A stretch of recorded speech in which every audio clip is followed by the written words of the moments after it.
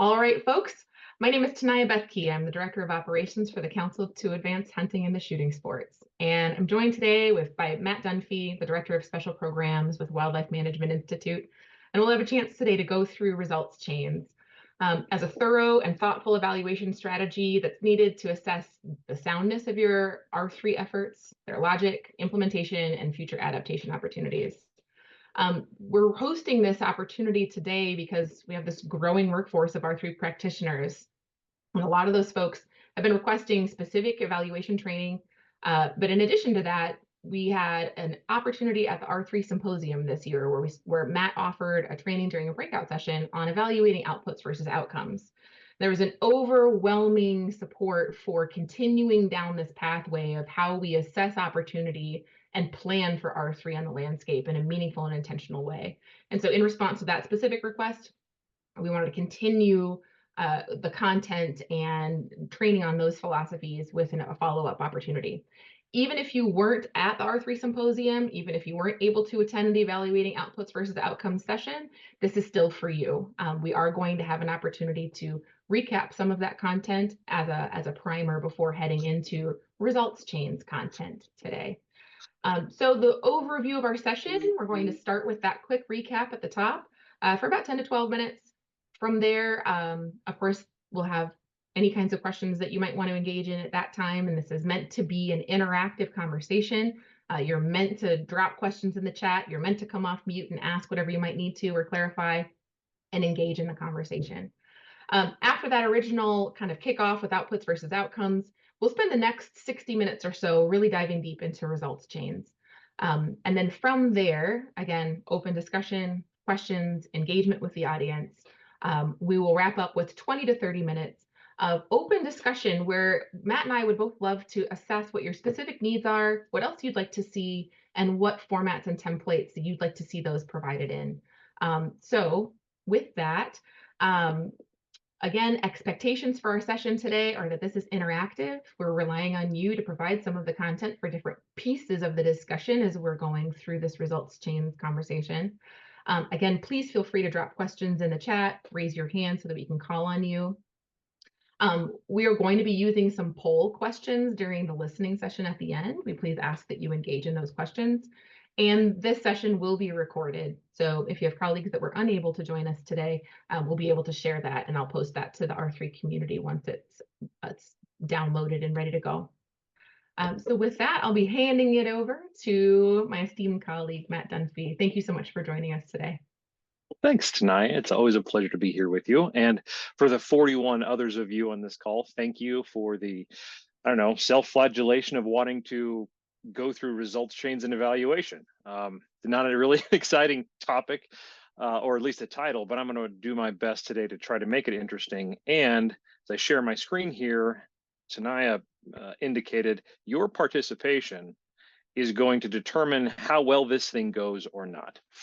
I'm going to be bouncing around a lot today because I want this to be a work session. I actually have some slides that I want to build together that we can send back out to you all as an example of what we did today. So keep that in mind. Probably with the PowerPoint, I'll be changing from sort of this work view to maybe the screen sharing view, and then showing you some new software that I like to use when I build results chains.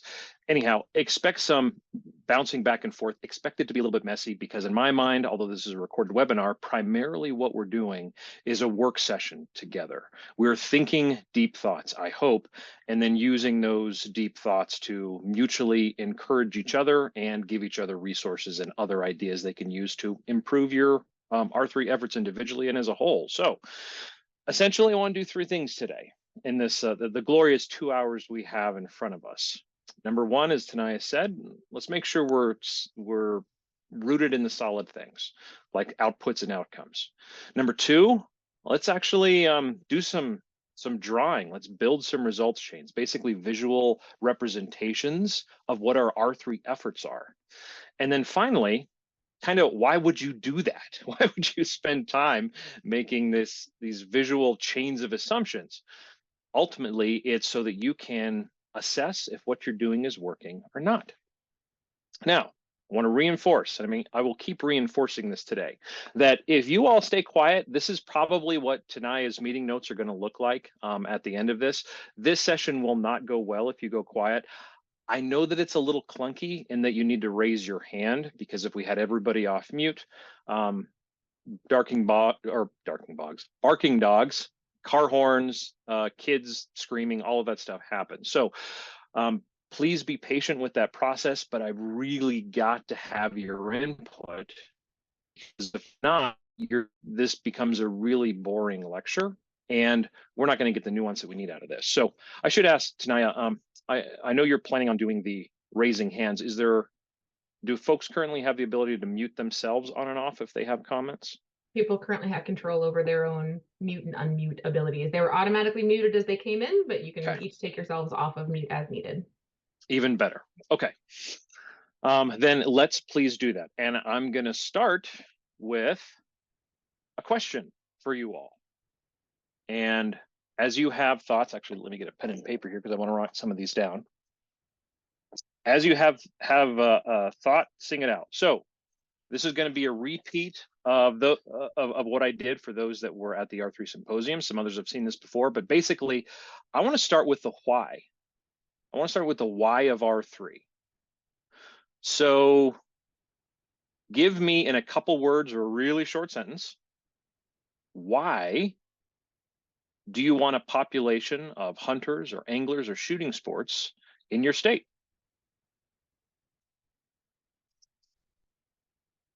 I will pick on people. I know a lot of you in the I can see as participants, so don't let me do that. Why do you want a population of these folks? I want advocates at the voting box. Advocates at the voting box, and I'm assuming you're meaning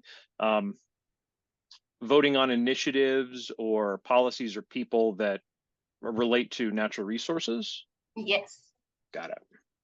All right, who else?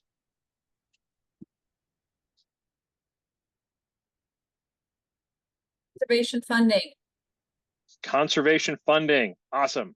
What else? It goes with the ballot box, but just awareness of how the whole machine works and what they're part of.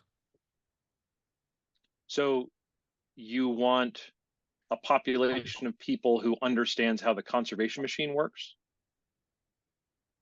I mean, on a larger scale, I mean, my job is to put people in the field being safe, legal, ethical hunters, but we've built in additional awareness that supports them being able to be more aware when a ballot initiative does start.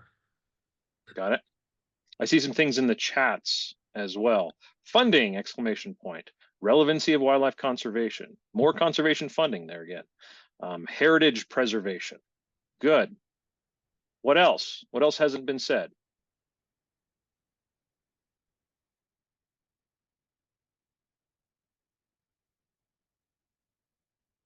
Oh, we got a few more. At least two. Healthy ecosystems with positive human interaction and conservation events. That's three things, isn't it? That's okay. I want to hold you accountable for all your counting. Yeah, but there's lots of things. Broader overall audience to build up hunting and shooting sports. Because it's fun. Of course it's fun. So a nice individual value. Connection to the outdoors, human health. Okay, this is amazing.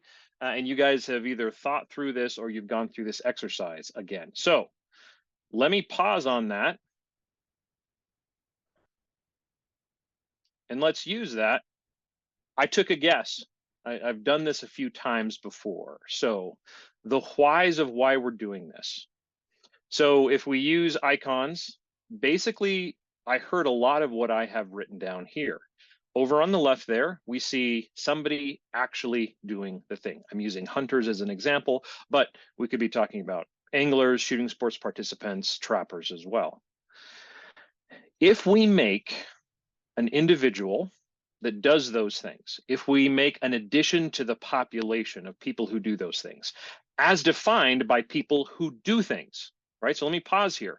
Over on the left-hand side, that's representative of a population of a people that are defined as a population by what they do, not what their intentions are, not what they hope to do someday, not by those that just are kind of thinking about it.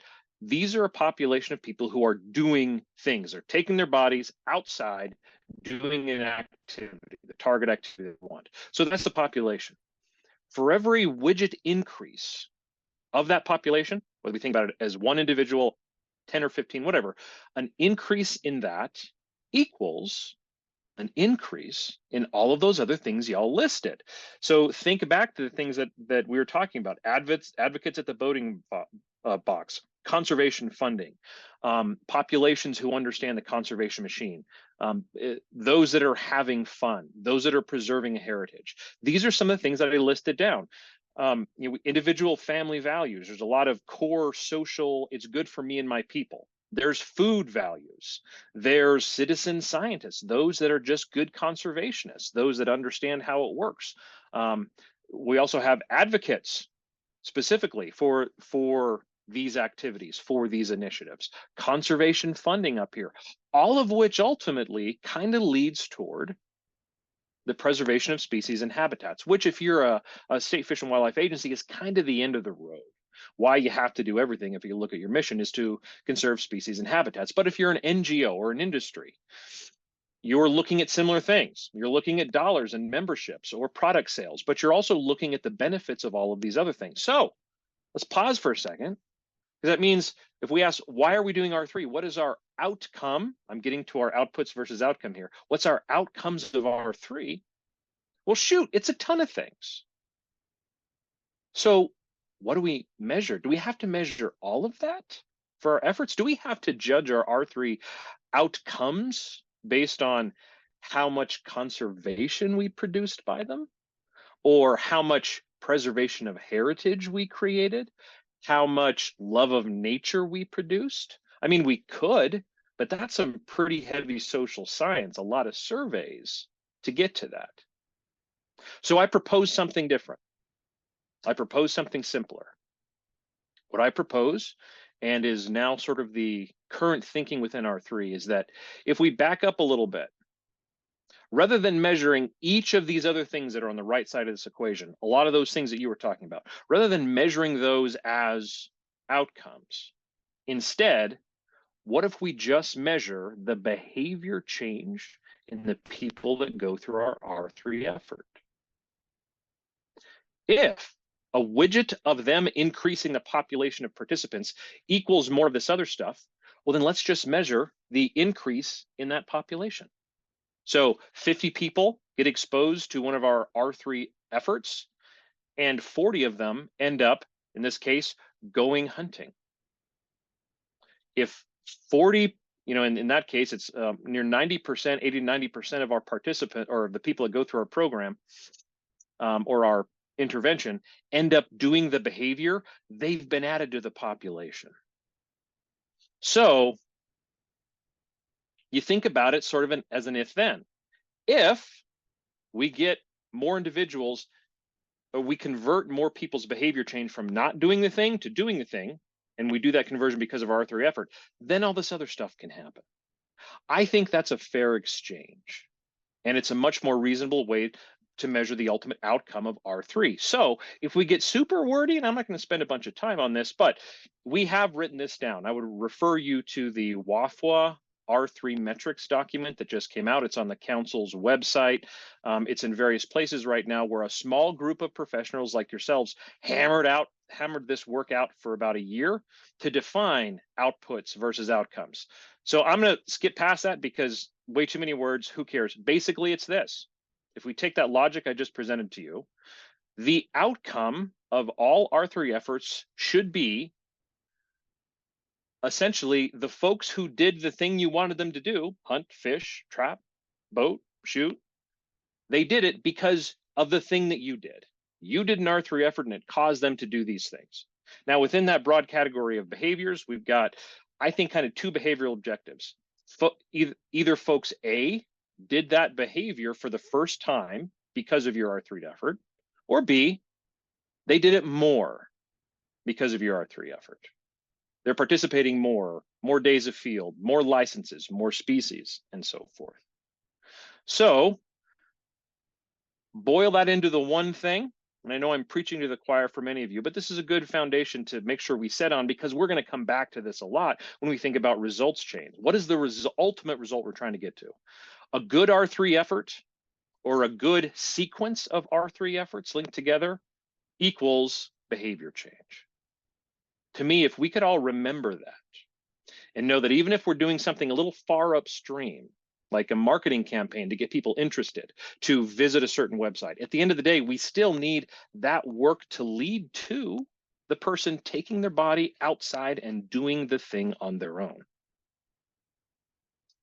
So the outcome, this is where we'll end this, outputs versus outcome.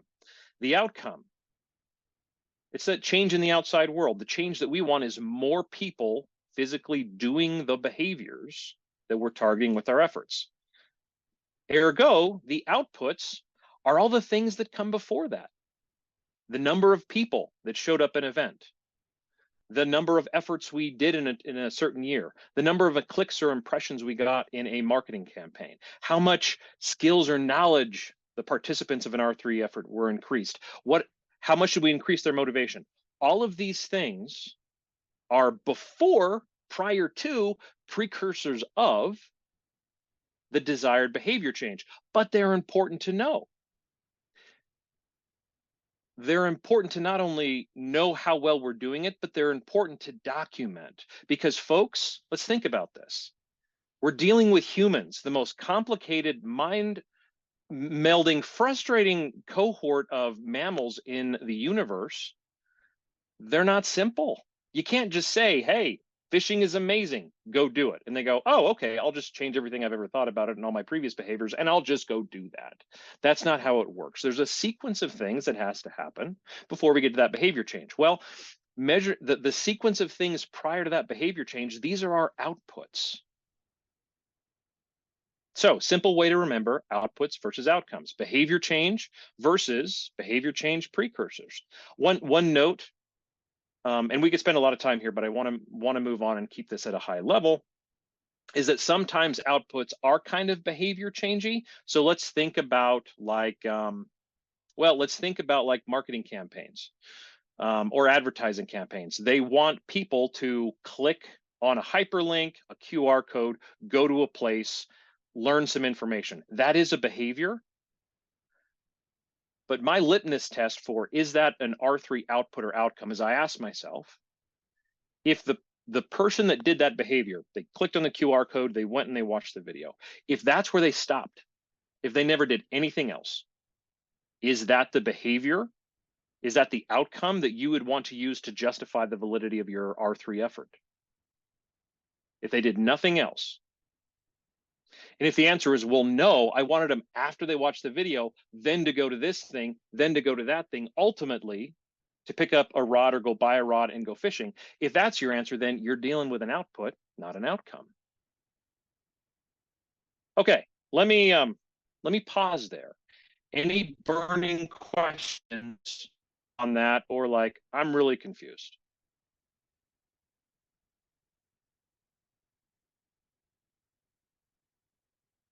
Okay, keep them loaded as you have additional questions. We'll get to them later. Okay. So let's talk about results chains. And honestly, I don't know of a better way to do it than to talk about cooking horror stories. So I'm going to change here a little bit, and I want to stop sharing my screen because I want to see, or I want to be available to you all. Actually, we're just going to do this. Okay. We'll just keep it there. Are these all your cooking pictures? That's what I really need to know right now. Yeah, 100%. 100%. Absolutely. I like I'm the most SpongeBob proud of my effort. SpongeBob cake, right? Yeah. Okay, so here's what we need, folks. I need some 30-second cooking nightmare horror stories that you did or somebody in your family did. Let me see some hands. Or go off mute. Matt, I caught a sweet potato on fire in my microwave and almost burned down my apartment. I love it. Like the sweet potato literally caught on fire. Literally caught on fire and turned my entire microwave orange on the inside. Did you have to buy a new microwave? Yeah, microwave went out the apartment window. Yeah. Yep. Understood. Awesome. Next. I got a stuffed zucchini story Oh, that please. is I tried to do it in a tomato sauce, but I stuffed the zucchini vertical, and the zucchini weren't completely in the tomato sauce, and there was a fine line where the sauce was and wasn't, where the meat was completely raw and completely cooked. Awesome. Now, was this just you, or was this like a dinner party where you're trying to impress some friends? Oh, it was for my whole family. Of course it was. Thank you. That's beautiful. What else? You learn from it. Who else? I put a frozen pizza in the oven once and then promptly fell asleep and woke up to a house full of smoke Oh, and just dude. a black brick in my oven. Did it like ooze off the side down onto the element? No, it like turned to carbon. I've done the one of the reasons I put the picture in the PowerPoint. I've done the one where I took it off of the cardboard and just set it on the rack, and it melted down onto the element. I had to replace the element. What else? My mom once decided to broil a pork chop for 30 minutes. Broil a pork chop. Yeah. Like on high in the oven? Yes. Oh my gosh. We ended up ordering pizza. That's fantastic. Oh geez. I'll bet it smelled good for a while there. I wasn't home or it wouldn't have happened in the first place, but What do you got, Brianna? Forgot the acid when I was learning how to braise turkey thighs. Ah, so you had bouncy balls. Yeah, I fed that to my dog. Olivia, who I'm else? dying to hear what yours was. It wasn't me, but somebody else in my family cooked ramen noodles without the water, and it also caught on fire, melt the plastic bowl, and it thrown in the snowbank. So That reminds me of the picture I showed of the pasta that's on fire. I was trying to figure out how that happens. Well, maybe now we know. Okay, this is so much better than I thought. Thank you all for your vulnerability. Clearly, this is a human thing. I like to have this idea about cooking as kind of an anchoring concept. Results chains, it's such an unfamiliar and it's such an inhuman sound to the name of what it is. But essentially, a bunch of social scientists have figured out that we humans, when we want to achieve something or do something, we follow a sequence. More than that, we often develop, here's another academic term, but let's go back to our cooking examples, a theory of change, which is I'm hungry and I want food. How am I going to get to a world where I'm not hungry anymore? So that's how a social scientist would look at that. And your theory of change is, well, I'm going to stick a frozen pizza in the oven, take a quick nap, and then I won't be hungry at the end of it. But something happened in the implementation of our theory of change. But if I had asked you, okay, what are the steps you're going to go through to not be hungry? What are the steps you're going to go through to feed your family? What are the steps you're going to go to enjoy that freshly harvested turkey? You'd be able to say, well, I'm going to do this, and then I'm going to do that, but I have to do this one thing before I do the second thing. And then after I've done the second thing, then I can do the third thing, and so forth. And you don't even realize you're doing it, but you would build this sequence of events in your head. Folks, that's a results chain. The results are that if then. If I harvest a turkey, then I will have the opportunity to braise some turkey legs. If I field dress the animal properly, I will then have clean, good tasting turkey legs. If I put acid in my braise, I will get edible turkey legs, right? So we could lay this out in results. Result 1 allows me to then have result 2. Here's the important thing though, and I'm going to pick on Brie a little bit with the turkey legs because I've done this so many times. If I miss a critical result, i.e. the result of using an acid to braise, if I miss that, everything afterwards falls apart. I can't make any assumptions about the rest of my theory of change. I can't assume I'm not going to be hungry. I can't assume I'll have something to feed my family. I can't assume I'll feel proud. I can't assume I will have any of the outcomes that I want if I miss a critical step, a critical result. So, a couple things we learn about that conversation. Some critical points I want to make sure we get across here from our cooking stories. Number 1, good intentions don't get us anywhere. Whether it's a cooking recipe or R3, hope is not a strategy. It's tricky to make stuffed zucchinis, as it turns out. Vertical orientation is a thing. Didn't know what it was, but it's a thing. Changing a human's behavior is a tricky thing. Hoping that it just works, not a great idea. Number 2, and I think I heard it on the zucchini story at the end, you said, boy, you sure learn a lot. Exactly. Humans, all of us, we need trial, error, and adaptation to get something right. Because honestly, folks, with as powerful as our brains are, we kind of suck at this stuff. Intuitively, most of our intuitions about how the world works and why it works are merely a function of our experience and how our personal personality and experience goes together. And so we build intuitions about it. But when we're looking at, particularly when we're trying to work with somebody else who has their own intuitions, another person you're trying to get to go hunting or fishing, we're really poorly equipped to do that. Tons of social science, lots of books have established one of the worst things humans are at, one of the things we're worst at is knowing what somebody else is thinking. We are abysmal at this, and we all think we're experts. We all think we're awesome at this, and we are so bad at it. So remember that with your cooking strategy. And frankly, recipes are a lot easier to follow, a lot easier to do than change a human's behavior, for gosh sakes. So last point 4, I want to actually dig in here. Let's get messy and let's build one of these results chains. Let's see what this is like. I don't know how far we're going to get, but if we can get 2 or 3 results, I'll give you some other stuff that you can use along the way to keep going. And maybe we'll talk at the end, maybe there's some other ways we continue on this discussion. But here's basically what this process allows you to do, whether we're cooking zucchini or we're trying to make a new shooting sports participant. If we stop and we build a results chain, they make us do the following. We have to articulate what we think those steps are. We have to sit down, write out, okay, you know what, this thing probably has to happen before that thing. And sometimes we have to argue and go, wait, well, does it? What actually comes first?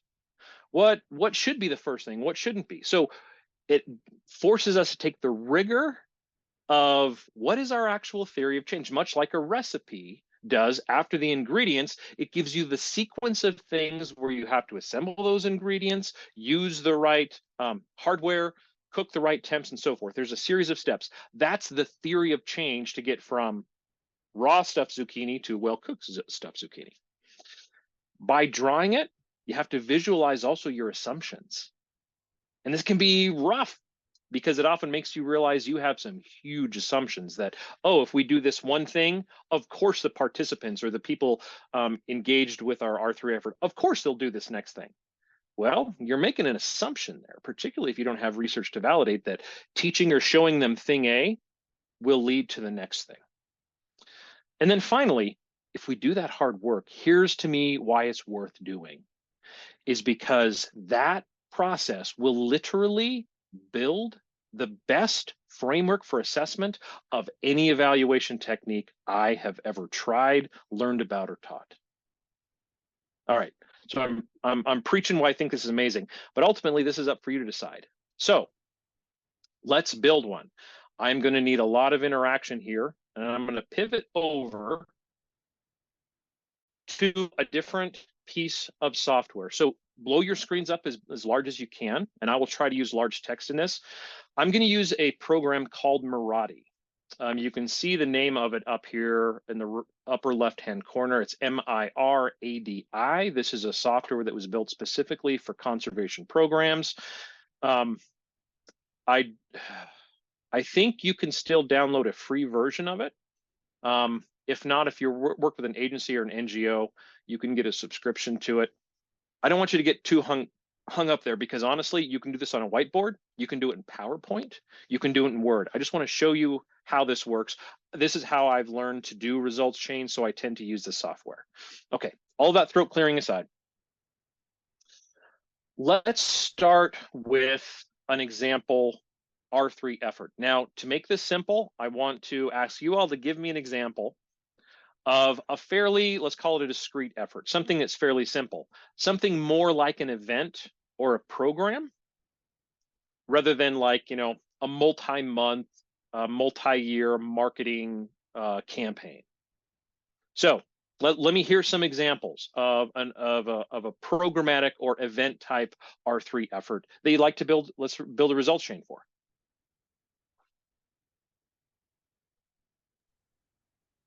Come on. What about a one-day skills training? A one-day skills training. Okay, so describe this one-day skills training a little bit to see if we've got a good candidate. What are you doing? What is the participant of this training? What do they go through? So this training is kind of a full day covering your start to finish of one particular species, learning how to hunt.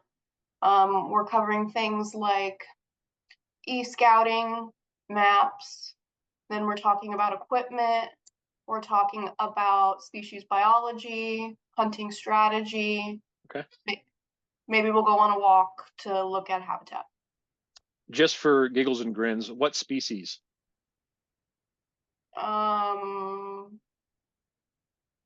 Any deer. All right, we'll do turkey. Turkey. Okay. You guys won't be able to see this because the font is probably way too small, but you'll see it here in a second.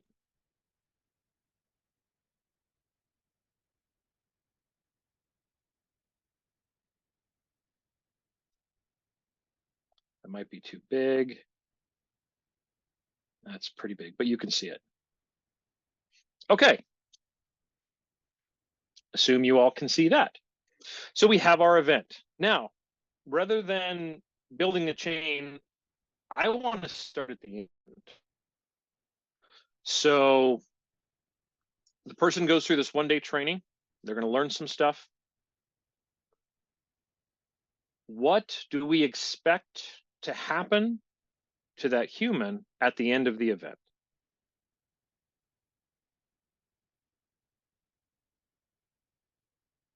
And this can be anybody. So y'all know about these. So don't make Bree do all of the work here. So let's start working together here. What do we reasonably expect as an outcome of this thing that we've decided to do?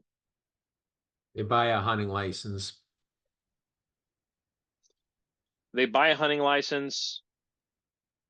Is that it? If they buy a hunting license and never go hunting, are we good with that? No, but they have to buy the hunting license to participate in the event, right? Okay. Oh, but that's okay. That's a precursor to them participating event. Okay, that's fine. I'm talking about after they go through this event, what do we expect to happen? They're going to research where they can go. Seasons, lotteries, that kind of thing. Sites. Okay, so they will they'll do more research. Like more turkey hunting related research? And local to them, like specifically, not just like how to do it, but like where to go, what they need. Are we teaching that? Are we teaching that as a part of our skills workshop or not?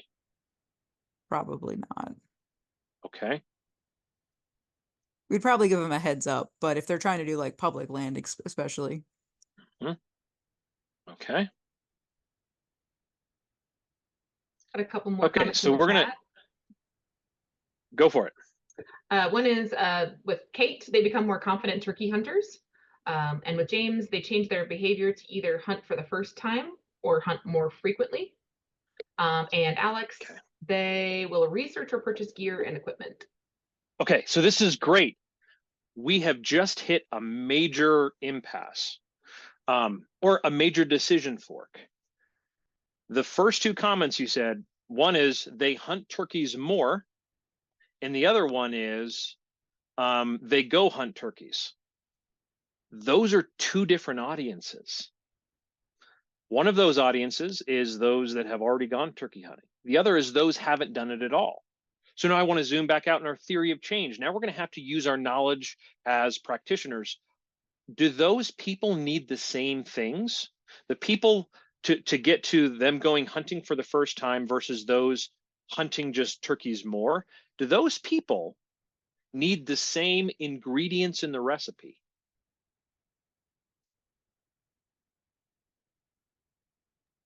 What do you think, James and Kate?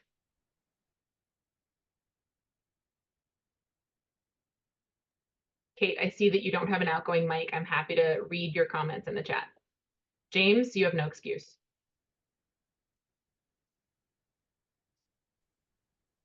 I would say there's overlap. There's shared ingredients. So I mean, they're both. Let's continue the metaphor. They're both pasta dishes, but they've got different Regional variations. Regional variations.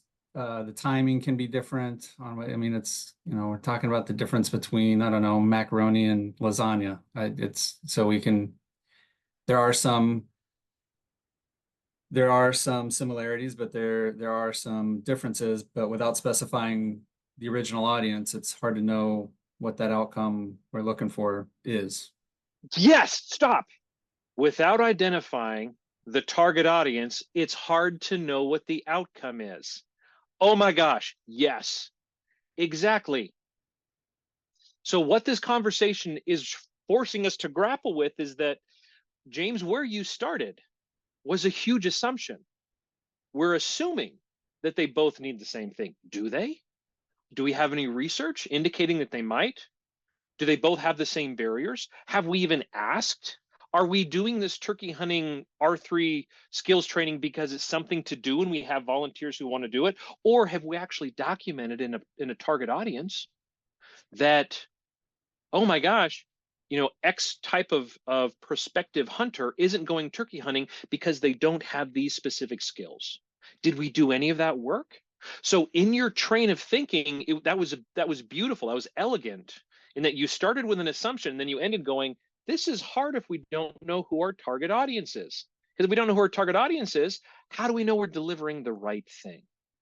So I'm going to, just because of the sake of time, I'm going to move us forward a little bit and sort of push things where it would be much better if we were all locked in a room for a day and we could try on a bunch of different stuff and collectively come together. But what I'm going to do here, our first result, I am going to do some spelling errors here, by the way, so laugh at me all you want, but I'm warning it's going to happen. Okay, what I would say after doing many of these, our actual first result, the first change in the outside world that, I'm going to get this font a little bit bigger, hold on. The first link in that chain, the first thing that has to happen is the right audience has to be the ones that are there. If we deliver stuff in that program for the wrong people, as James said, it's going to be really hard to understand what we might expect as an outcome. If we deliver Turkey 101, like what is camouflage? Should you wear it? Those type things. If we deliver that to someone who's been hunting turkey for 5 years, but still struggling a little bit with access and knowing the difference between a cackle and or a fly down cackle and a yelp, that person's going to get frustrated. Let me go back to our recipe. If we screw up one result, everything afterwards is going to be in question. So step number one, the right people that the program is designed for have to be there. Okay, now let's keep going down this line. Let's think in our minds, okay, number one is we're going to have to know who that right people is and that those right people attend this workshop, or at least a good proportion of them do, because we're going to deliver stuff specific to needs. So let's assume that. Let's assume through a registration process, let's assume maybe through some previous research, let's assume we do know the target audience and what they need. They need the skills that Bree and Olivia were talking about. So, how to call. Basically, this is Turkey 101. So we're probably going to be dealing with a novice audience. Maybe they're deer hunters who have never gone turkey hunting. Maybe they've never hunted before, but they're all at sort of a level of like, I don't know what this is about. So we get them together in a room. Now, what's in our theory of change of getting them from a point of I don't know what to do to going to participate? We're going to teach them stuff in this day. Categorically, what's kind of the next thing that has to happen once we have them in a room? What's the next result that has to occur?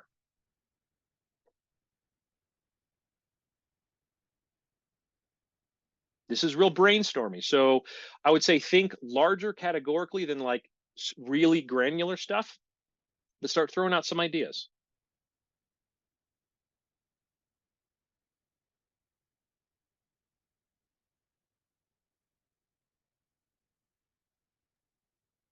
All right, Matt, let's re-clarify. I have somebody saying increase in knowledge would happen next. Maybe get a baseline of where the participants are at.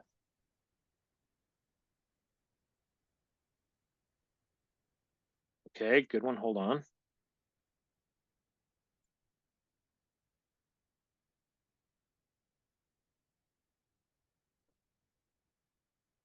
So we've got increase in knowledge. I'm just going to kind of make a cloud of some of these things and we will run them later. As a part of choosing, so when you say we get a baseline of where they're at, does that happen before we get them in the room, or does that happen after we get them in the room?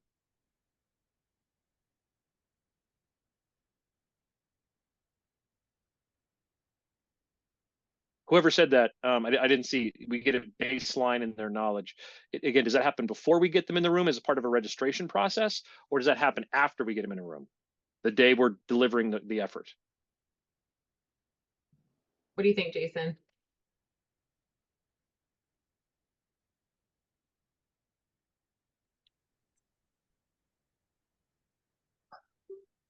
Yeah, I don't know. I'm thinking when you get them in the room, kind of find out where they are, maybe where they'd like to go, and that would be one of the first steps there. Okay. One of the things that we do is we'll have a pre-event survey to kind of get a baseline knowledge of where they're coming at before they get to the event. And then after that, one of the first things that we do kind of after general introductions is ask them, what is it they really want to know, so that we know what to hit on as we work through the event. Mm-hmm. Got it. Okay, very good.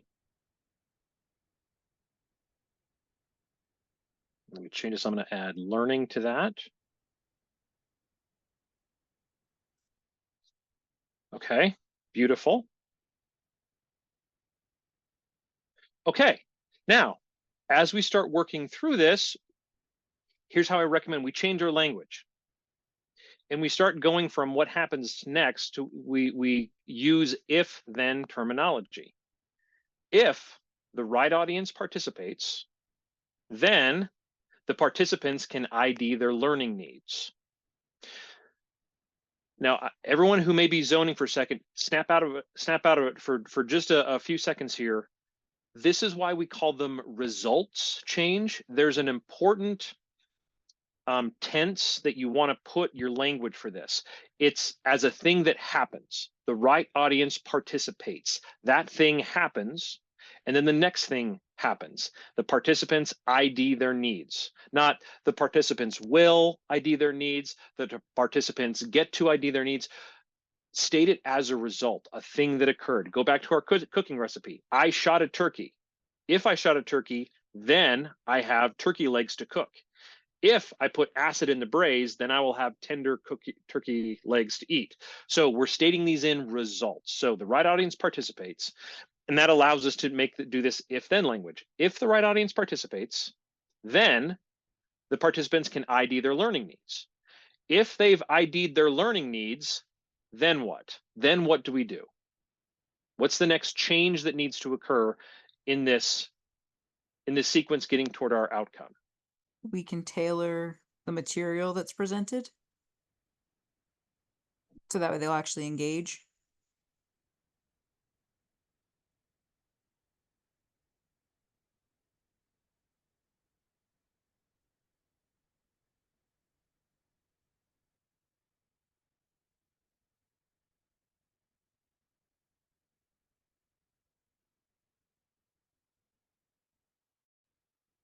I'm capitalizing here. Good. As I'm doing this, I want to emphasize something. There is no exact right way to do this. You should, when you think about results chains, they should think of them like models. All models are wrong, some are useful. All results chains are wrong, some are useful. What is useful to you in your program, do that. So a general guideline is always, I would say, lean toward fewer things than more things, but don't be afraid to customize it to yourself or in your program, your agency, the way your brain works. Okay, so if the right audience participates, then the participants can ID their learning needs. If they have ID'd their learning needs, then tailored teaching is delivered. If that teaching is delivered, then what happens? What do we expect to occur as a result of tailored teaching being delivered? The increase in knowledge. We already got it. Good. The increase in knowledge. Right. What else happens? Increase of participation. Oh, so we just, hold on, make a fresh box for this. And what does participation mean? Is it they go turkey hunting or what? Both. They go turkey hunting and they pursue more knowledge of turkey hunting. This is so exciting. You guys are awesome. Okay. So participants, I'm going to put go hunting. That's one result. You think before that result that they're satisfied with the experience and they're empowered to pursue it. It was a successful intervention that they're now motivated to continue, right? Okay, hang on to that, Scott. Let me get this down. You guys are firing all cylinders. This is exactly what we need to do to make this a success.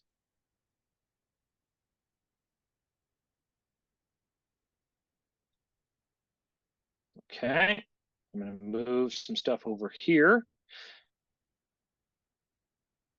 Okay, that takes care of that one. Okay, Scott, you said they have to have a good experience. Yeah, I mean, the event has to be informative, number one, but it also, has to kind of inspire them a little bit, right? And say, wow, I can do this. I'm excited to do this. And now they're going to be a little more self-motivated to pursue.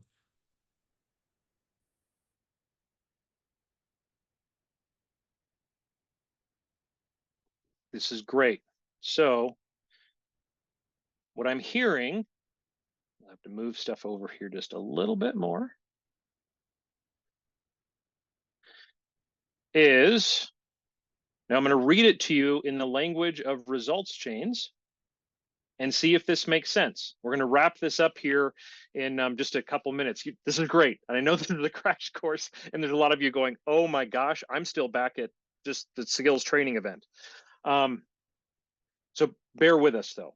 Okay, if we have this event, well, we'll start a little bit more concrete. We have this event. If the right audience that we've designed the event for participates, then that audience can identify their learning needs. If that audience can identify their learning needs, tailored teaching can be delivered. If that tailored teaching is delivered, because it's tailored to their needs and we've done a good job, the participants have a positive experience. If they've had this tailored teaching delivered to them and they've had a positive experience, this is an interesting assumption. Actually, this thing is full of assumptions, but let me point it out here. Then they have an increase in knowledge. So what we're basically saying is, if we teach them stuff and we do a terrible job at it, or they have a really bad time, or the chairs are uncomfortable, or the room was too hot, they're probably not going to learn much. We're saying they need to have a good time. It has to be a good, positive interaction before we can reasonably expect that we're going to increase their knowledge. This is an interesting, and I would say probably valid assumption. We'll leave it in there because we're going to talk about testing those assumptions. But honestly, everything that we've done, folks, is assumptions. Assuming this theory of change. That's fine, as long as we recognize that. Okay, participants have a positive experience. If they have that, they increase knowledge. I'm going to give you another one here because of what Bree said at the beginning. I'm going to put increase in skills as well, because it sounds like with turkey hunting, you know, we can. Oh, hold on. I meant to cut and paste that. You guys try typing and talking at the same time here. If we're teaching turkey hunting stuff, we can allow them to actually try their calls. We could actually teach them some skills that could be transferable to their hunting.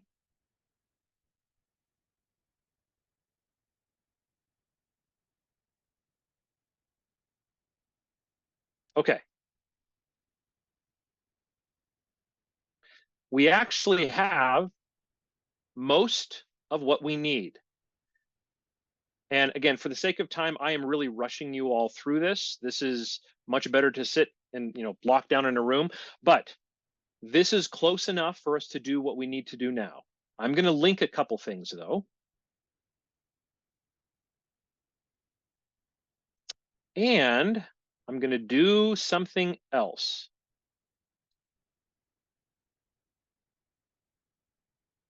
So enjoy the show here for just a second.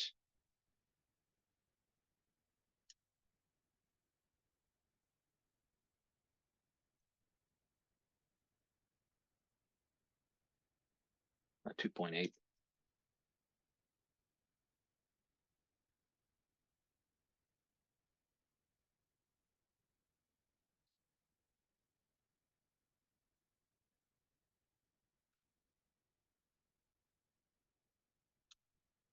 Okay, we're almost there. You guys are going to love these arrows.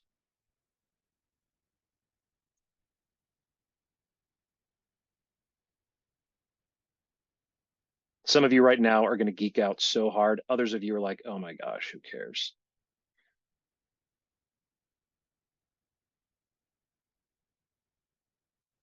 What the arrows are doing are showing where specifically boxes are connected or not.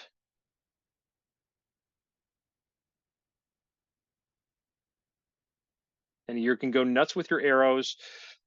There's other ways you can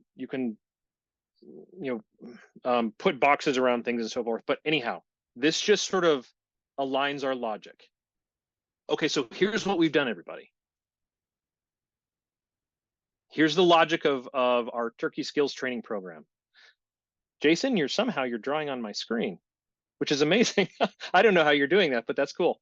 Okay. Sorry about that. That's okay. I'm kind of, that's amazing. There's a new form of group interaction. So folks, zoom out here for a little bit. What we've just done here is, trust me, this is actually enough to build an entire beautiful evaluation framework for this imaginary event nobody even knows what's going on with. So the logic is this: we have this main skills training event.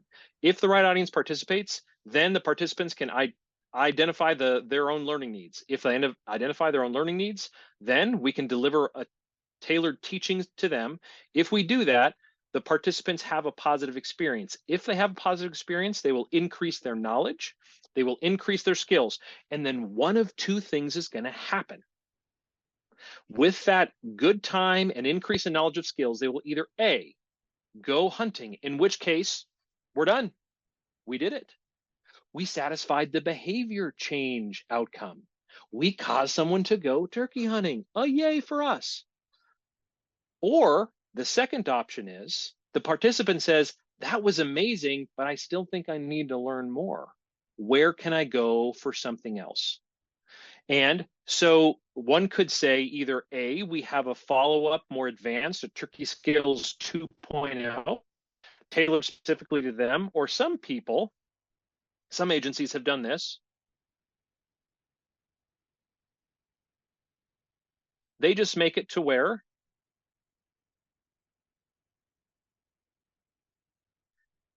you go back to the same one.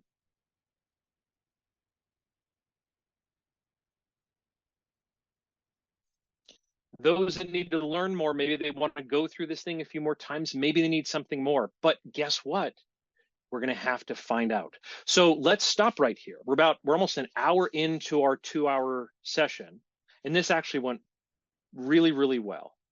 We've basically laid out the steps of our recipe. Now we can, we would want to spend time polishing this, thinking about it a little bit. Trust me on this one though. You're probably 80% there. For someone like me who has done a bunch of these, you're very, very close. So we have, let me go back to what I said our results chains makes us do. Number one, articulate our theory of change. That's what we just did. We had to think, why are we doing what we're doing? What are the major steps that are going to happen? Number two, visualize our assumptions. We're assuming, there's a big assumption right here, that our right audience participates and that we need to identify their needs. So here's why this is an assumption. Because we could do that at another point. If, for instance, we had an online registration process where we asked them a few questions about their background and we asked them, what things do you most need to learn? And we actually filtered our participants, we could make sure that the people actually showed up there that day were the ones that we had already identified their teaching needs. So this is an assumption that, we might want to challenge a little bit. There's another big assumption right here, that if we tailor their teaching, they're going to have a good time. Maybe there's more to it than that. Maybe it needs to be tailored and they need to have instructors that look like them. Maybe they need to be around people of their same age. I don't know.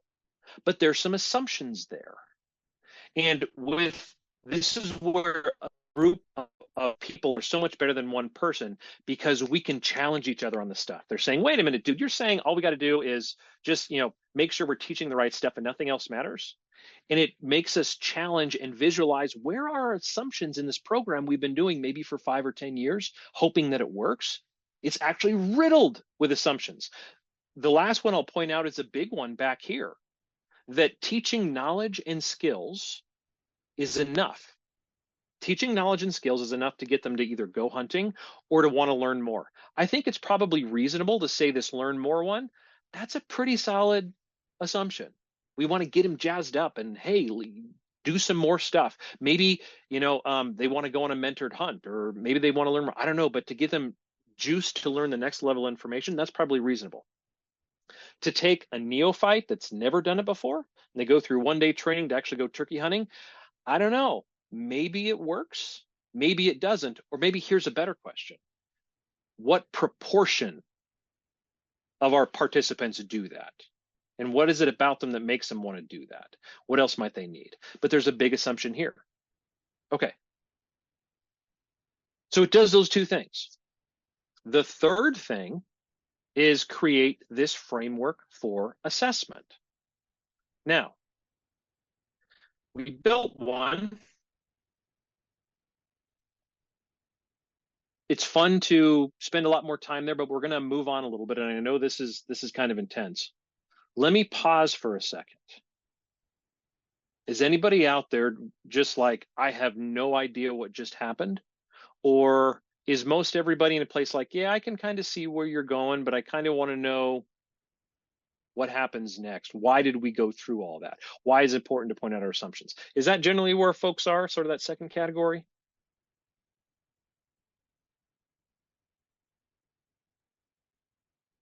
Getting some Okay, so we far got so good. so good. Yeah. like the like the what is the optimist joke? The guy that jumped off a building and a 10-story building and 5 stories down, he said, "Good so far." Okay, so we're on floor 5. Matt's People are still still awake. Okay, you guys are, yes, you have done webinars before. Great answers. Got lots of what's next, what's happening next. All right. They're so excited, Matt. So They're they're riveted, so really. excited. I'm there with you. I'm just tingling. Okay. To do the what's next, we have to do a couple side things that we are going to add to our results chains. Consider these, since we're using food metaphors, these are the sprinkles on the cupcake. So how can we take that logic and turn it into something that is useful for us? Well, we're going to need to make some objectives. So let me think about this. Let me go back here. Each of these things is a result. The blue boxes are results. But we don't know to what degree those results happen in any given program delivery. Probably more accurate, we've never actually assessed our program to the point where we know to what degree that happens, maybe at all. So think about this. If we had data that told us what was happening in each of those blue boxes, this would be like somebody who has tried a recipe a bunch of different times, knowing how hot exactly to put the oven temperature, or how long your nap can be before your pizza turns into a diamond in your oven. So what if we could assess how well we delivered tailored teaching?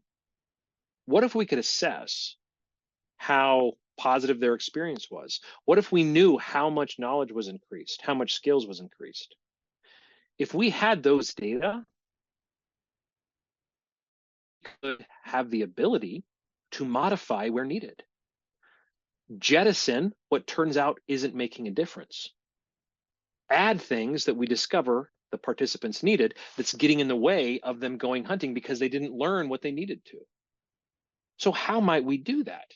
Well, that's where objectives comes in. So before we look at how to use an objective and a result together to make an assessment point, I want to make sure we understand what makes a good objective. And folks, I'm going to do 2 things. I'm going to be really rigorous on this, number 1, but number 2, I'm going to tell you which of those SMART letters you can just drop. There's only 3 of them that are really important, in my opinion. So I generally agree that SMART objectives should encapsulate each of these things. They do need to be specific. They do need to be measurable. They do need to be achievable. They have to be about what you care about, and they have to be time bound. I agree with all of that. Absolutely. But honestly, there's really only 3 that are the most important. If you make your objective specific to what you want to understand, measurable by putting in quantities, and time bound, you're going to get what you need. As in, I will send this to you all at the end of it, so don't worry about trying to scribble it down. This is sort of my go-to objective template for results chain building specific to R3. For any result that I want to measure, this is the language I start with for an objective. At or by some time, X means some, that's our factor. So like an example, at the beginning of the program, at the end of the program, 2 months following the program. That's what a big example. At X time, X amount of X people, so 50% of program participants could be a way you'd fill in those X's, will do, have, or be X amount of things. There's a lot of X's in there. Let me show you what this looks like when you apply it. We're going to practice it. And guess what? I already had this one planned. And you guys already nailed it. So, you know, we're synergizing. So here's an actual result. Remember, we identified it. It's the first one on our right audience needs to participate. I worded it a little bit different, but it's basically the same thing. The right audience, right, meaning we have to define it, participates in the event. So our objective for that thing happening, let's specify that thing happening by using this template. So let's just work through it. So get ready to take yourself off mute. The right audience participates in the event. We want to be able to measure that the right audience, in fact, was there. So I'll give you the first one. If we use our template, at what time?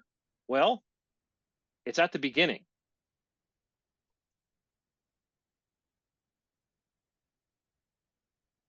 See what I did there? There's our time. At the start of the event, X amount of X people. In this case, we know the people. I'll give you this one, then I'm going to ask you some questions. The people are our participants, the people that are actually there.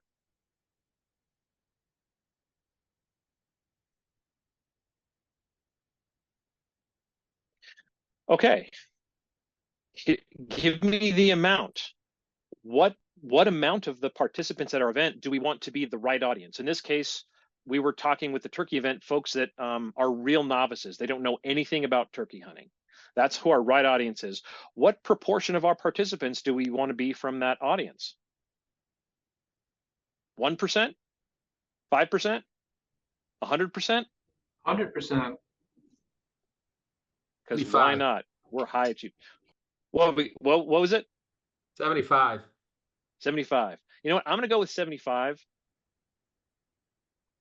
I'll tell you why when we're done here.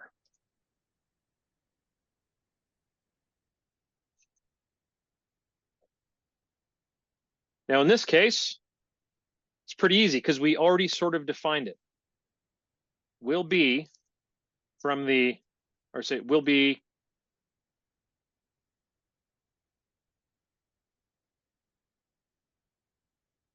actually, you guys help me because words matter here. They will be or have or do what? Is it they have zero experience in turkey hunting skills? Is it they have some experience? What is it? Minimal? Well, we would have to define minimal at some point. So we're saying it's more than zero, but less than somewhat competent. What are we really trying to achieve here? Who do we really want in that room? We want people that just they're interested in it, but they got nothing? Or someone that has gone hunting once, so they have a few skills? What is it? Awareness? Well, since we're teaching them skills and knowledge, let's make it specific to skills and knowledge. Let's use that be the defining factor of who our target audience is. Because in our theory of change, that's what we decided to do. We're going to give them skills and knowledge. So our audience needs to have what proportion of, or what amount of skills and knowledge in turkey hunting? 0, a little bit. What about less than 3 experiences hunting? Less than 3 experiences turkey hunting. Yes. Okay. We would have to define experience. Are they going alone? Are they going along with somebody?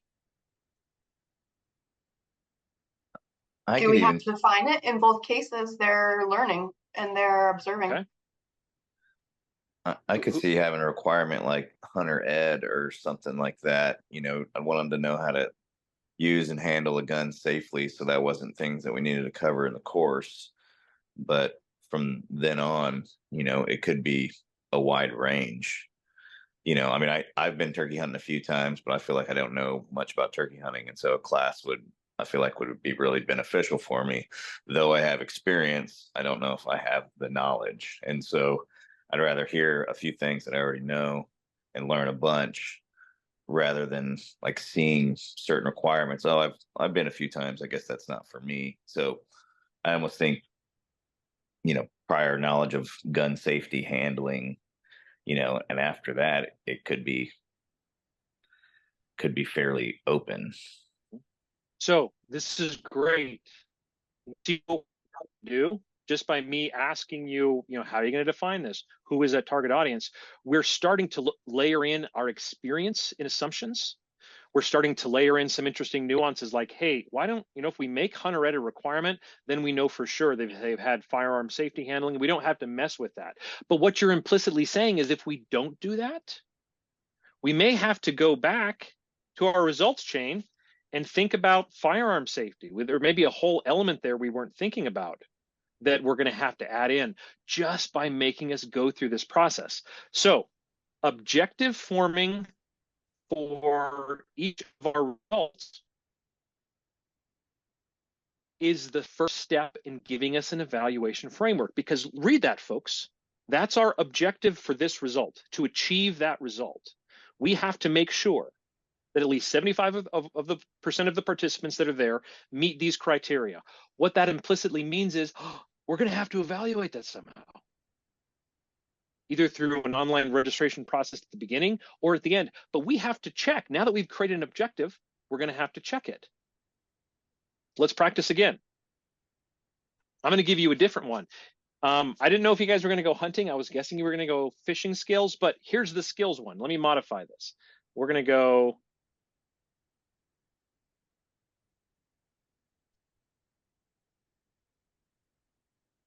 turkey hunting related skills. This was another result. So this is the same text template that we used before. By what time will what proportion of what people do what things? So you start giving back at me. So what's our time on this one? So the result, if we go back to, let me show you this. It's back over here. See the increased skills? So here's where we put that the participants will have increase in skills. Therefore, what is our time frame for the objective of this result? By the end of the event.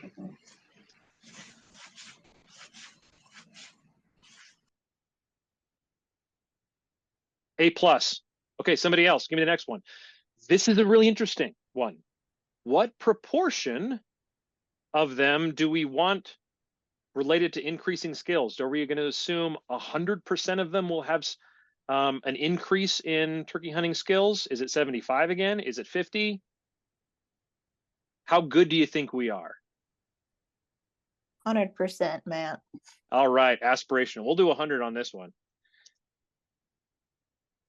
And now let me pause and make a point here. If you guys do this alone, I promise one of the things you're going to do is obsess over this percentage. You are going to obsess about it, and you're going to fight about it, and you're going to want to slap each other with the burritos you're eating over lunch about it. It's going to happen. Let me promise you, it doesn't matter. Not on the first round, because right now we have no idea what to expect. Put in anything. If you put it in there, it will require that you evaluate to determine what it actually is. So it doesn't matter, at least not on the first one. So be aspirational. Say we want to go for 100%. Now that we have it as an objective, when you go to measure it and you find, ooh, only 25% said they really increased their skills. That's nowhere near 100. Maybe we need to do better. So 100 is fine. Okay, so at the end of the event, 100% of participants, I think we're all comfortable there. We're almost near the end of this, so bear with me. We're getting there. Okay, the participants will, so here's another interesting one. We're saying we will have increased their skills. How are we going to phrase this? Could we ask we- if they feel that they've had the skill increase? Well, now we're getting into how we might actually, we could say, do you feel they've increased it more? But we want to make an objective for what we're determining. So the language I would put that in, Olivia, is simply will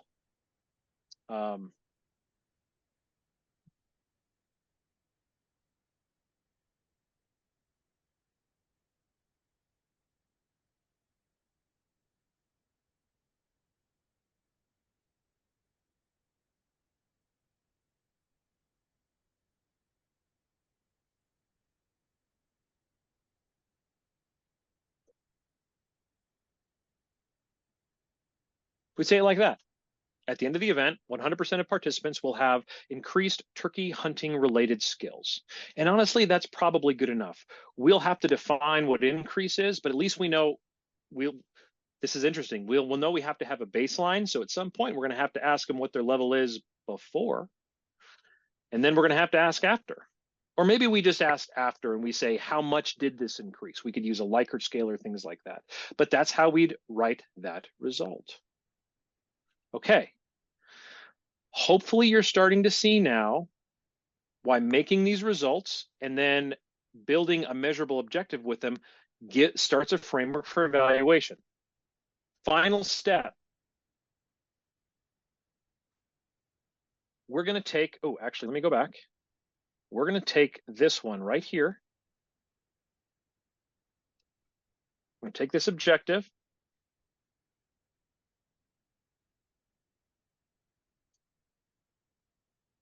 And we need an indicator. Now, I'm going to be real honest with you. I struggled with indicators when I was first learning this. It seemed kind of pointless because I'm going to give you this one, honestly, just for the sake of time. And you guys have already done so amazing. Indicators are things we often don't hear about in evaluation, or at least we hear about them only after we've designed a survey or something like that. What's the indicator? What's the piece of data, or what's the data set that indicates you met your objective? So what I like to do is just write them out along with every objective. The indicator for this one would be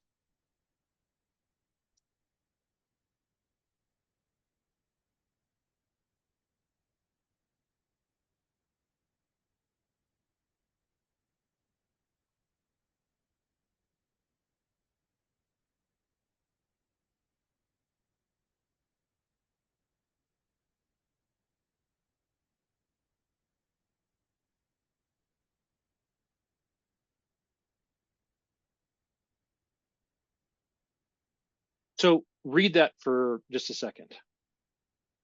The indicator of our objective, the thing that will indicate if that objective was met or not, is the actual percent of the participants that indicated they increased turkey hunting skills. So it works like this. Sorry, let me pause. Indicators are really easy to write. They're just kind of the inverse of the objective. So the objective is we want to have at the end of the event 100% of people that'll say this, or that say they have increased skills. The indicator is the actual amount who actually do say they increase skills. So it tells us we have to measure the actual amount and compare it to the objective.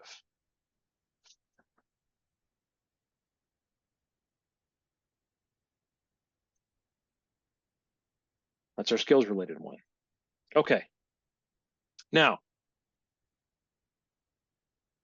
let me show you where we go from that indicator. And I'm going to jump back up here, the one we just wrote, because it's turkey hunting skills.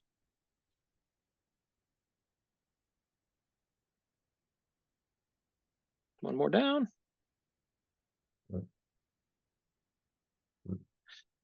Okay, so let me recap. We're at the final step here. Let's go back to our results chain. We've been looking at this result, that after we do all these amazing things on the front end, each of these results occur. Our people are going to increase their knowledge. They're going to increase their skills. We've made an objective. We say this result we'll call this thing good, and or let's say we'll say that it occurred reasonably to our expectation if 100% of the people who attend the class say they have an increase in skills. That's our objective. 100% of our participants say, you guys move me above the line. Our indicator that we did that is the actual amount. Was it 100%? So we have to ask, how much was it actually? That's our indicator, is what the actual percentage was. So now in our planning step, we go to, how are we going to get these data? How are we going to actually determine what the percent is of the participants who say they increase their skills? So I'm going to open it back up to you guys. How do we get those data? What tool are we going to use? Where do we get it? What do you think? You tell me. I'll write it down. How do we figure out that percent? Think about evaluation tools, the type of things. Where does that data come from? How might we gather it? Surveys. Participant surveys, right? Correct. Participant surveys. Okay.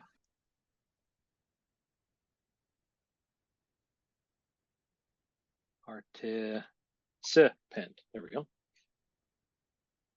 As an aside, what would we ask in that survey?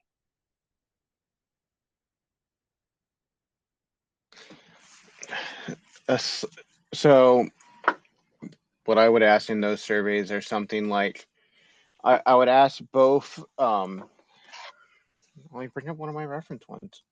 We're working on this right now.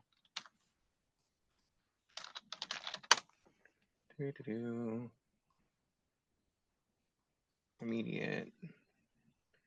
I love this. We're seeing real-time evaluation, people. This is exciting. So I would both ask the question on their current confidence on the specific skills that were covered in the workshop, but then I would also compare that confidence to, I asked the question, is this more confident than you felt before the event? And then asking them, what specific skills at that event did you learn that you felt increased your confidence the most?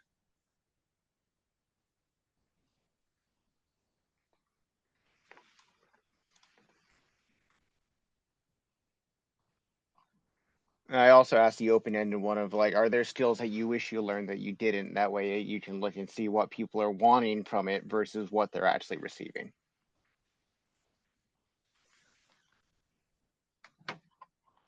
Okay, we got to pause here. Folks, do you see what just happened? This is evaluation. We just came up with a specific survey question that is laser targeted at our program. Not a general template that, WMI and Dunfee came up with 20 years ago that we don't understand why we use it. No. None of that. All we did is we mined our own brains. We came up with our theory of change, and we built a custom design evaluation question to get us a data point that is critical for us to understand how our program is getting implemented. Now, we've been at this for about an hour and 10 minutes. We got down to that resolution.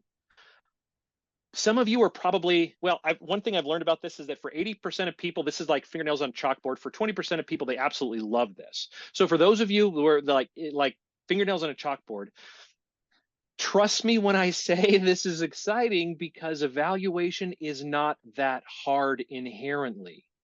Knowing what to ask and when to ask is not that hard inherently. Let me prove it to you. Let me show you what you can do with this. What we just, if you take some of your colleagues and you lock yourselves in an office for a day. I've done this in about 4 states, state fish and wildlife agencies, and a handful of NGOs where we've just done this. A day and a half. Something glorious occurs like this. This is an example of a program. We start with the actual results chain. There's some more nuance in there, but basically the core is there. There's some boring background material, who cares? And then this is where it gets really good. We take every result. Let me blow this up a little bit now that I think about it. And this is where we're going to end. We're almost there, and then we're going to open it up to your questions.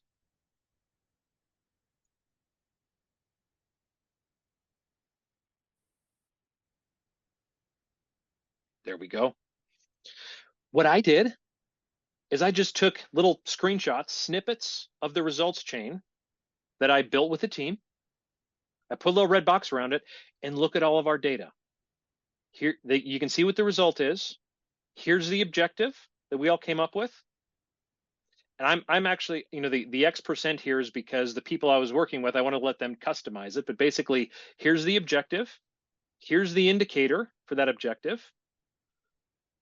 There's some notes with this particular one. You can see, you know, just through thinking through, the team was like, hey, you know, make sure you identify your target audience. What are your select demographics? Blah, blah, blah, whatever. Then we did the method, just like we just did. You know, how would we assess their skills? Well, we'd ask a survey. I agree. We said, you know, do a questionnaire, or you could do it in an application at the beginning if you wanted to.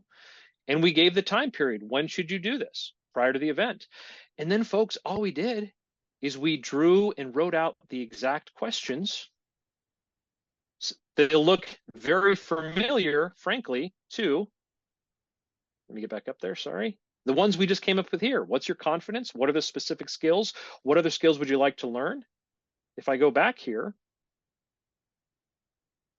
let's see, that's participant. Let me scroll down here because I know we have a skills one. Bear with me. Oh.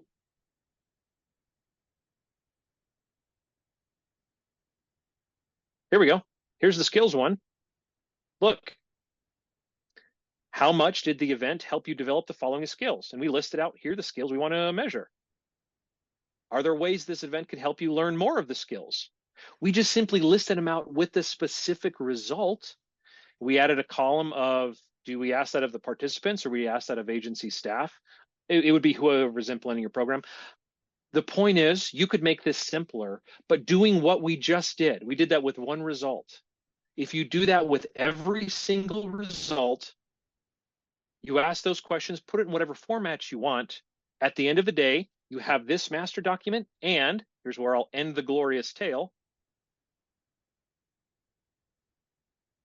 You build a survey template. That's what this is. We have our pre-event questions. Sorry, boom. Here's our pre-event questions. We have our end of event questions. We have our long-term questions. But folks, we didn't just sit down and first say, you know what, how should we evaluate our turkey hunting skills training? No, we started with the results chain, and then by simply going result by result, asking, what do we want to achieve here? What are our assumptions? How would we measure it? We then let that process dictate exactly what we're going to ask. The final thing I'll say is, in here, we also have text noting, and you should do this too. Hey, this is where we can just look at our CRM. We don't have to ask this here. That's where actually in this document right here, doing something like this is where in your methodology, you could say, you know what, we don't need a questionnaire. We got an awesome CRM. We can just ask that. We have a great event management system. We can just collect those data there. We don't have to ask it in a survey. The point is, with all of this, with results chains, go back to those three things. We make ourselves write down what our logic is for the change in the world that we hope our program is doing. We challenge and we illuminate our own assumptions. And then number three, we have a built-in framework for evaluation. So when I say a built-in framework for evaluation, what I mean is all we have to do is evaluate to what degree each of these changes in the world occurred. And pay attention here. I'm going to give you a real important aspect. Measuring each of those points gives us two types of data. One is, ultimately, if we measure way out here, the participants go hunting. We could use license sales as an indicator of that. The first thing is it tells us how well did our R3 effort achieve behavior change in our participants. That's the first thing, our ultimate outcome. Did we do the thing we want to do, ultimately? Number two, it gives us program proving data. It tells us if we didn't achieve what we wanted to for our outcome, where did we go wrong? It's a big problem for those folks who tend to just use license sales as an indicator of final behavior. Because the problem is, well, what if you find out your R3 effort isn't very effective? You know, only 10 or 15% of the people who are influenced by it actually go hunting. 10, 15% isn't very much. Where did we go wrong? If you don't have any data to tell you that, you're just going to guess. Should we just ditch the program? Or maybe there's just like one aspect of it. Think back to your cooking. There's a way to make really good stuffed zucchini.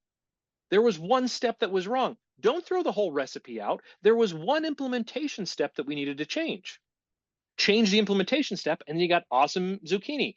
With the turkey legs, add the dadgum acid, and you're going to have fall off the bone turkey legs. Don't ditch the recipe. Don't stop turkey hunting. Don't ever eat. Don't decide you're never going to eat turkey legs again. Instead, identify just exactly where you went wrong so that you can improve your program. So this sort of an evaluation framework, remember, gives you two types of data. Program proving questions, that's the last one. Did we change behavior? And program improving questions. You can decide to the degree that you want to ask those, but at least asking a few questions, gathering a few data points for each one of these results will allow you to not just ditch a program, but maximize its efficiency over time. Now, the final thing I want to say, and then I promise I'm going to shut up, is you may be thinking, dear God, I've got to make one of these for every single program. Then I've got to evaluate every single program with all of these surveys.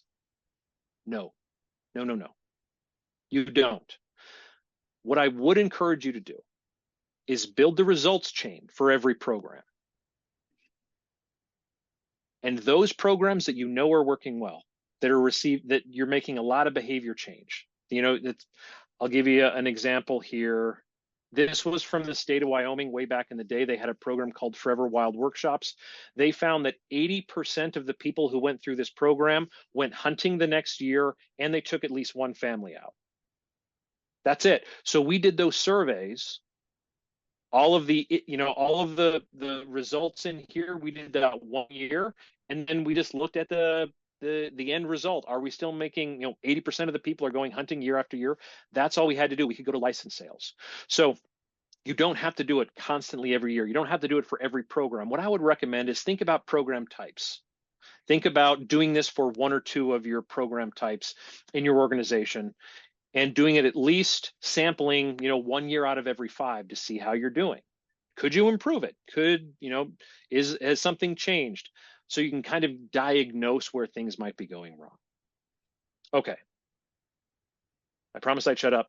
I'm going to shut up. I think that was the last. Tonight it probably would be good. You have everybody's email address that's on this, correct? Okay. So we can send these hyperlinks out.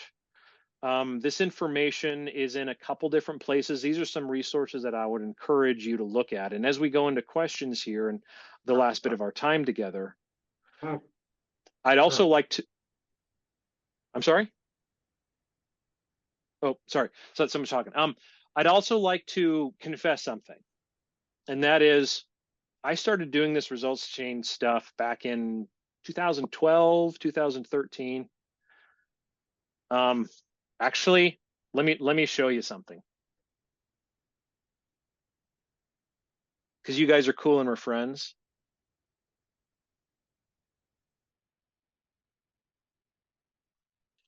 I've built results chains for 11 program types.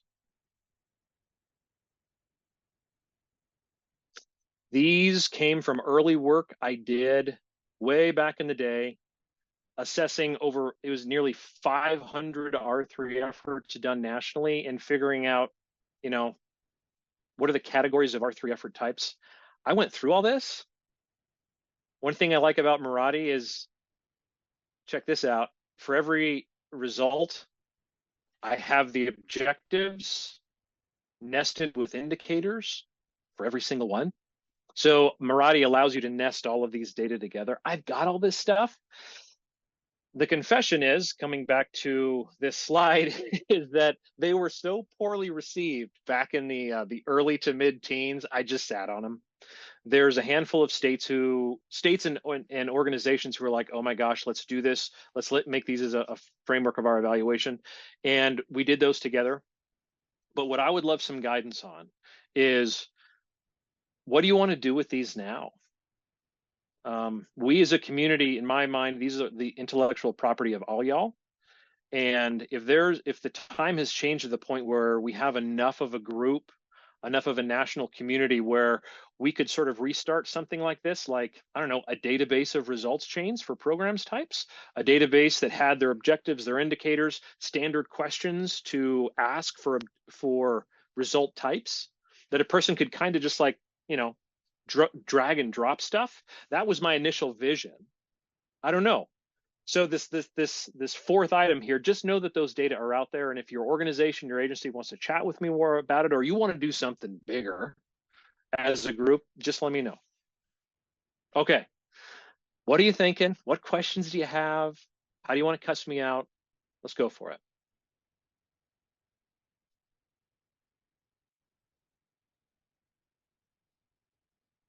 You want to go over something again? We can go back.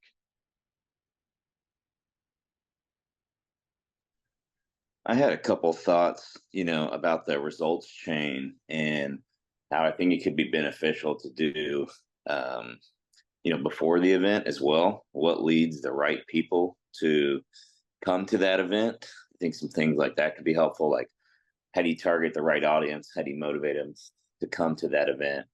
A lot of it's raising awareness and interest.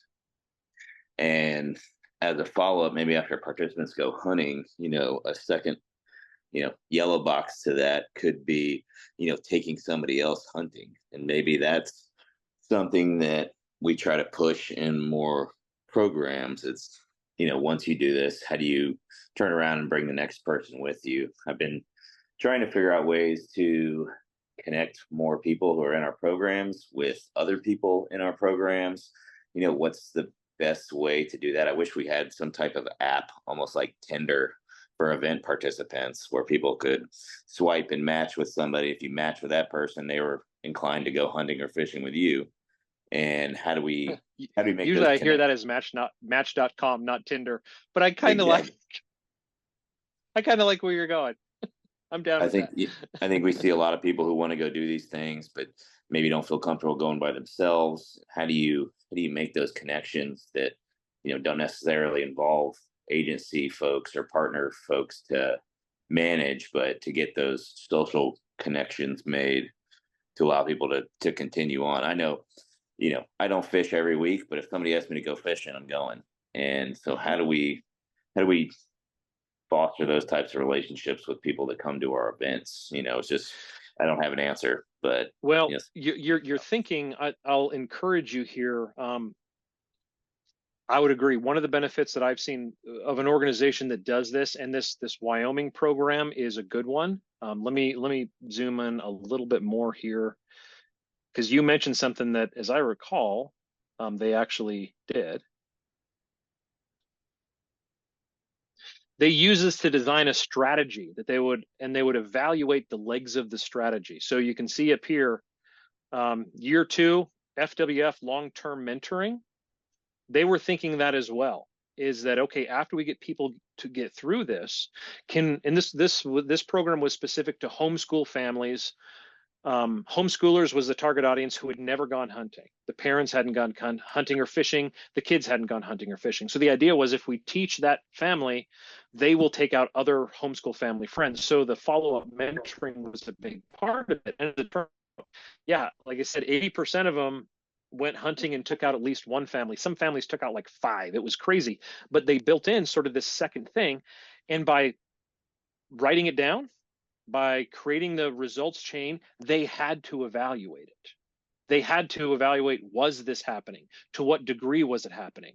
What might we do to make it better? So a lot of these boxes, that was an agency going, yeah, how do we take this good program and expand its results, and let's measure where those connections might be. So it turned into a whole matrix for them to just do that kind of thinking. Other thoughts, questions? Taniya, you seen anything in the chat?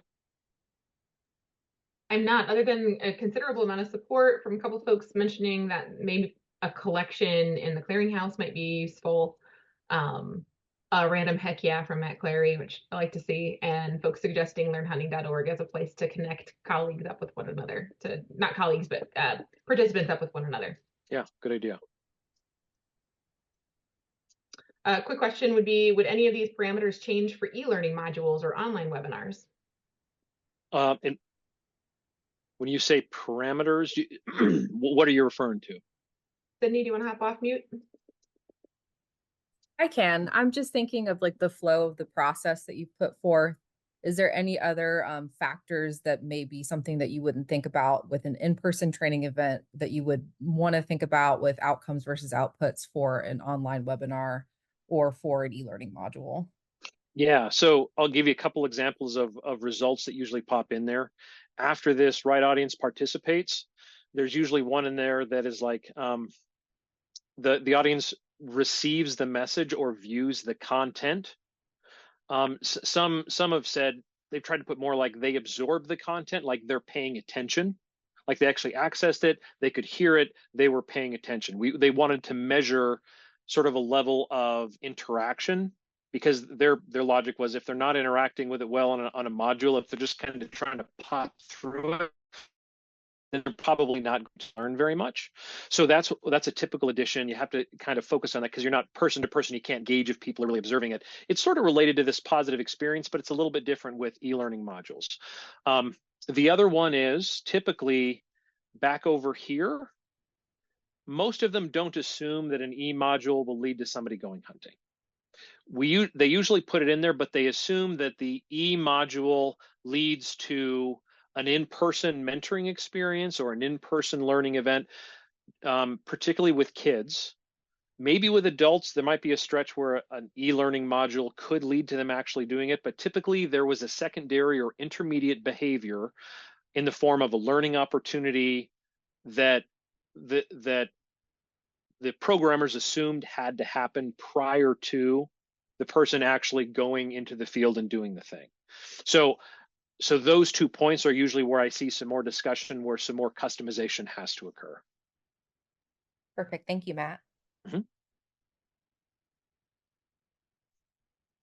These are great questions. More like these. Just, yeah, thoughts, ideas. Also, just to seed some additional thinking to what I know Taniya was interested in as well is, do you want to do more of this stuff? I love doing this in person. I'm not real good at it virtually, as many of you now know, but it can be done virtually. During COVID, built several results chains with agencies or organizations.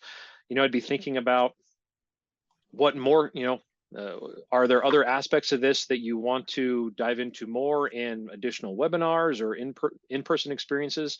All that stuff is good for Taniya and I to know. Yeah.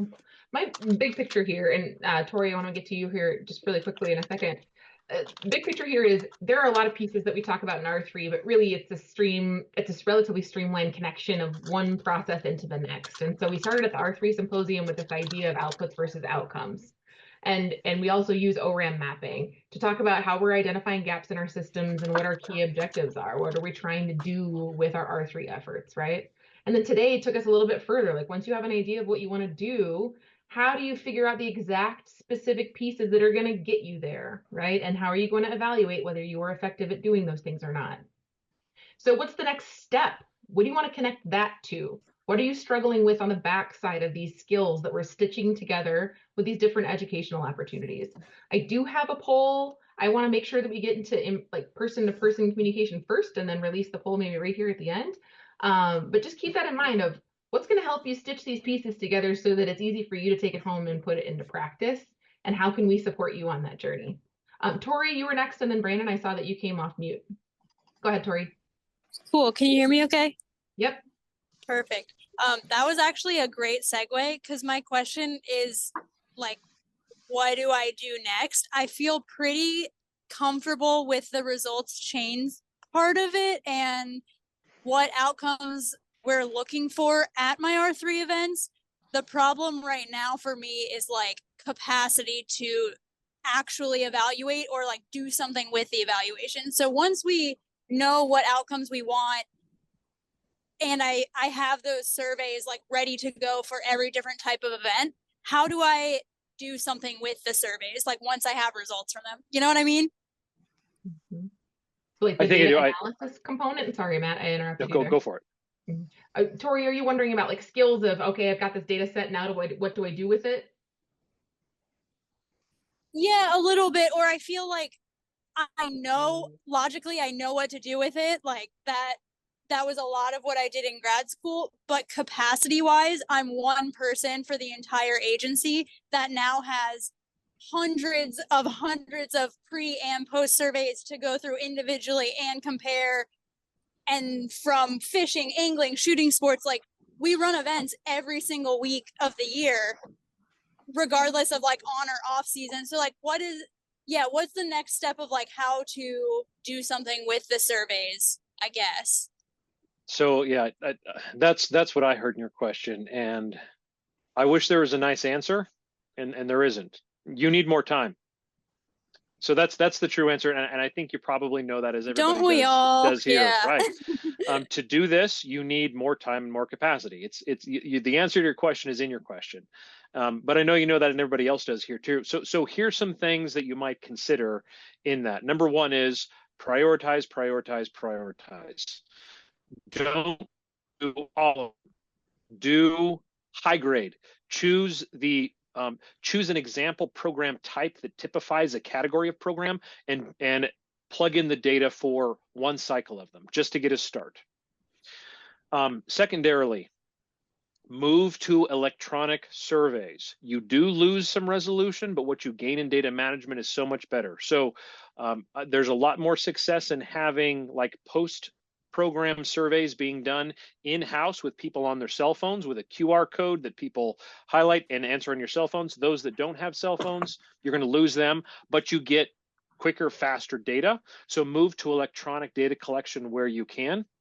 And then the third option I would give you would be consider partner organizations. So if you're doing a program that aligns with, so we were talking about turkey hunting, maybe give, Mandy Harling a call with NWTF and say, hey, we'd like to do some evaluation. I need some help just plugging numbers into Excel file. Sorry, Mandy, don't mean to be voluntolding you, but whatever it is, partnering organizations that can help with some of that. There's even been some states that recruit hunter education instructors or just general volunteers to do that, to help them input the data, because once it's in an Excel spreadsheet, as you know, because you did this stuff in grad school, it's way easier to get the results out of it. So it's most of that is that manpower. So if it's only going to be you, then prioritize and partner. Yeah, I would agree with that, Matt. If I could say a couple things. I see Jeb's on here. He's with the Federation here in Tennessee, and they do a lot of data. They have a lady that's all she does. She's crunching numbers for everything. So it does help to have a program now. And then obviously it's all funded through PR funds through the agency. It's quite expensive, but it's actually really cheap compared to hiring new state employees. Yeah. So, and I know other states are doing the same thing. But it's one of those things, if you can find a good partner, they can do a lot of that work for you. You can still collect that data that you're getting from the field when you need it. But like Dunfee said, prioritize that data to where, what do I need and why do I need it? Don't just say I need all the data, because you might not even need half the data. But a lot of it's just going to be pinpointing what you need and who needs to hear it. Agreed. Brandon, I saw you came off mute earlier and I saw a comment in the chat. Do you want to share that? Yeah, I mean, I can share the comment I put in the chat, and then I had a separate thing as well. Chat's bouncing around scary. Where'd my comment go? So I mentioned that, I think that some of the great next steps for webinars and things like that would be stuff that talks about data collection more in depth, but specifically question formulation and what works on our pre-surveys and what doesn't seem to work on questions. So I know that's a very important thing on the human dimension side that can completely change how your surveys are seen by participants and can change your response rates. The second question I had was a time frame thing when we were talking about these outlines. Matt, you mentioned that not to do it every one, except for every 1 to 5 years. Were you meaning this kind of outline work, or the surveys as a whole? The latter. I know we just talked about surveys then too. Right. So it would be the actual data collection to evaluate your effort rather than doing it every single year. Take a sample approach, do a sample heavy 1 year, but then don't do it for the next couple, just so you can spread it out a little bit.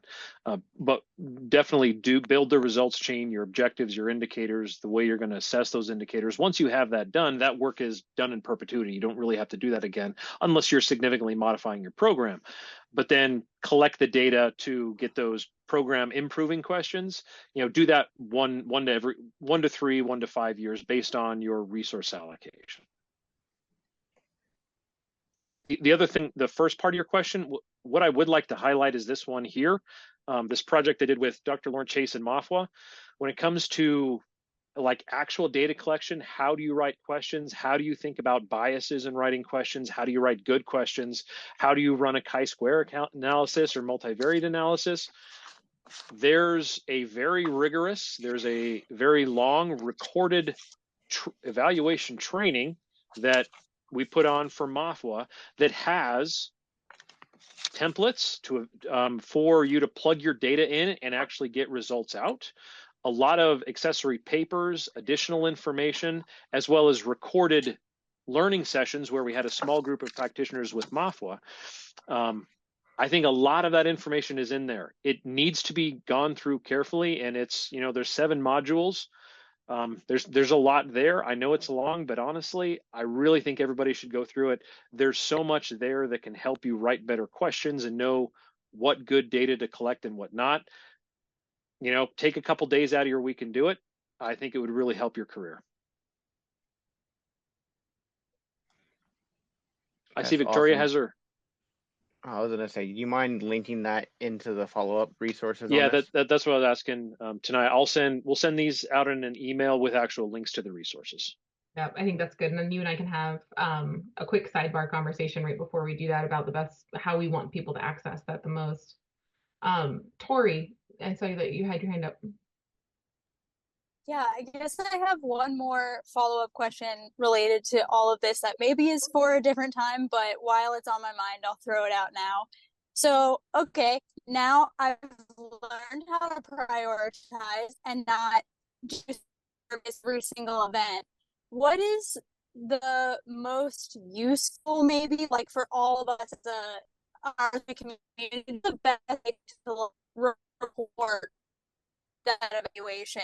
How do I want to present this information to higher ups in the agency? How do I want to share it with other states? Like, do I write a report? Do I make a PowerPoint presentation? Like, I guess I'm wondering what other folks on this call maybe want to see from states or other groups too. What information do you want once I do learn how to prioritize? Well, you broke up there a little in the middle, but I think I heard your question. This is my opinion and nothing more than that. You do this for you and your organization first. Those data are for your organization and you as an implementer to understand how to improve the efficacy of what you're doing. And the data points you gather should be used to do that. Then secondarily, if you wanted to share those points with the community,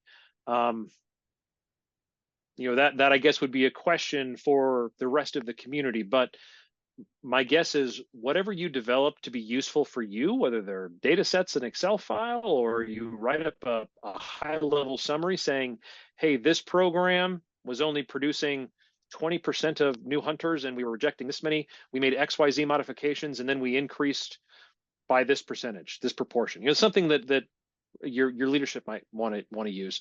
I'm sure the community can use that, but I would say at the end of the day, you do this for you and your organization first, and then secondarily, you can distill that for national audiences. But Taniya, maybe that's something to, I don't know, query the rest of the practitioners. What types of things do you want to see from other states that might commit to this process? Yeah. I'm thinking about different ways of reporting too. And Tori, I think that might be influenced by your management team demands on every single individual's position, right? If you're reporting out to your commission on a monthly basis, then that's one ask of a practitioner, whereas somebody else might just be using this internally for their own programmatic development. So I think there is some nuance to those deliverables and how they're used. But as far as examples of those things and what they look like, Tori, if there's a desire to create a collection within the clearinghouse where we can take some of those examples and share them so that folks can see what reporting looks like, we're certainly happy to accommodate that.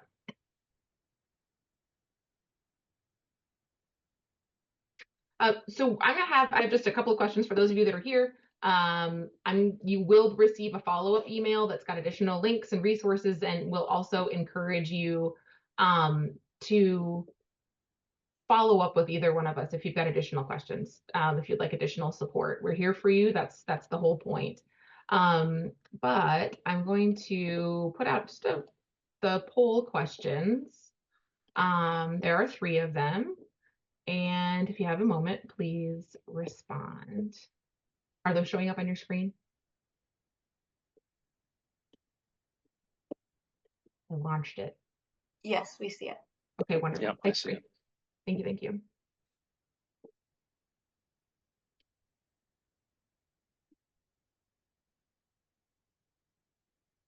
Bree, while we're doing that poll really quickly, I saw your comment about some Excel templates that pair with the common survey questions from existing templates on the clearinghouse.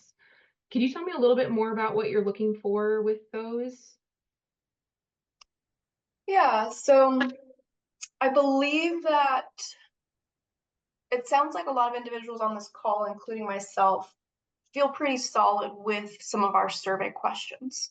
And a lot of those survey questions were developed based off of the survey templates provided in that 2016 National Action Plan, or about that era.